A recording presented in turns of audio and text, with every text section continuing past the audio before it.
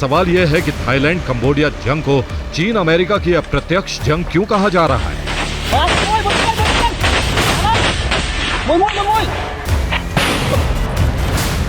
Thailand America का करीबी सैन्य सहयोगी।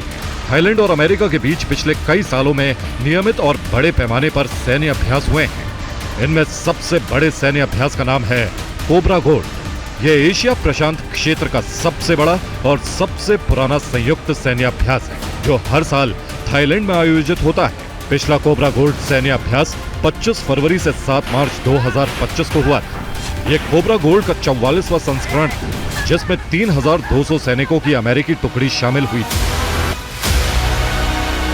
थाईलैंड अमेरिका का मेजर नॉन नाटो एलाय और उसे बीते कुछ सालों में अमेरिका से कई हथियार मिले।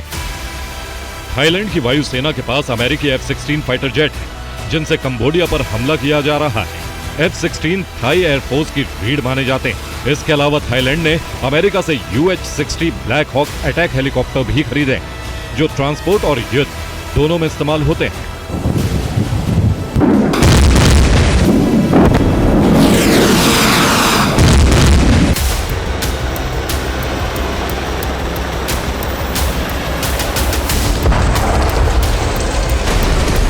थाई सेना अमेरिकी बख्तरबंद गाड़ियां, कई तरह के एयर डिफेंस सिस्टम, कम्युनिकेशन और निगरानी तकनीक भी इस्तेमाल करती है। दूसरी तरफ कंबोडिया चीन का प्रमुख रणनीतिक साझेदार है।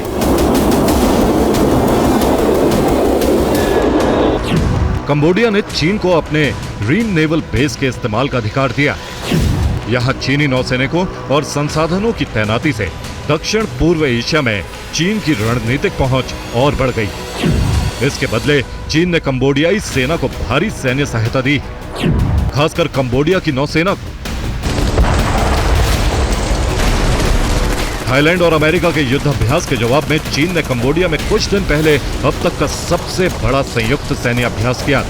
इसका नाम रखा था गोल्डन ड्रैगन 2025।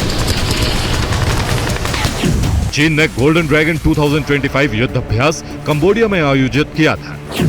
इस अभ्यास में चीन के नए स्वार्म ड्रोन, बख्तरबंद वाहन, रडार सिस्टम और चीन की सेना ने हिस्सा लिया था।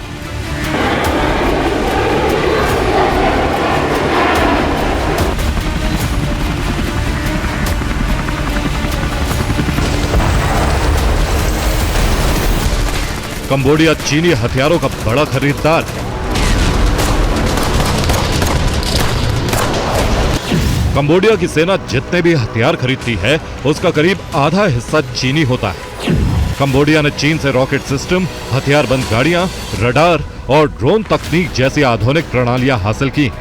थाईलैंड को अमेरिका का समर्थन है और कंबोडिया को चीन का।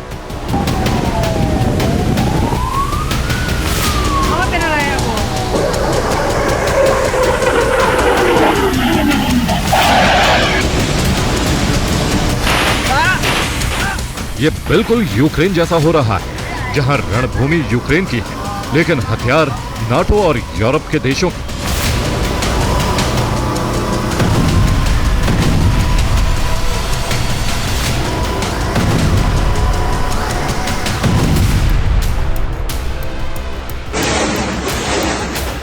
यही हथियार पिछले 3.25 साल से यूक्रेन के युद्ध का निर्णय नहीं होने दे रहे हैं।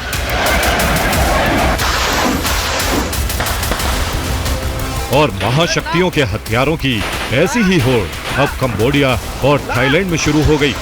लेकिन इस जंग ने इन दोनों देशों में रहने वाले लोगों को डरा दिया है।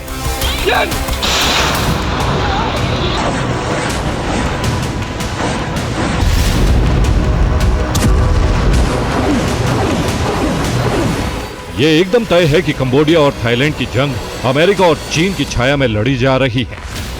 24 जुलाई की रात सीमाई टकराव से शुरू हुआ यह संघर्ष अब एक व्यापक युद्ध का रूप ले चुका है। दूसरी तरफ संयुक्त राष्ट्र सुरक्षा परिषद की आपात बैठक बुलाई गई और मलेशिया और सिंगापुर ने युद्ध विराम की अपील की।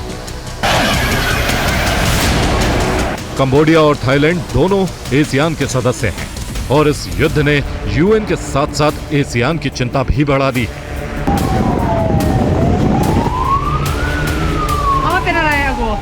लेकिन सवाल उठता है कि चीन और अमेरिका के हथियारों की होड़ इस जंग को जल्दी शांत होने देगी क्या? Bureau report, TV 9 Bharatvarsh.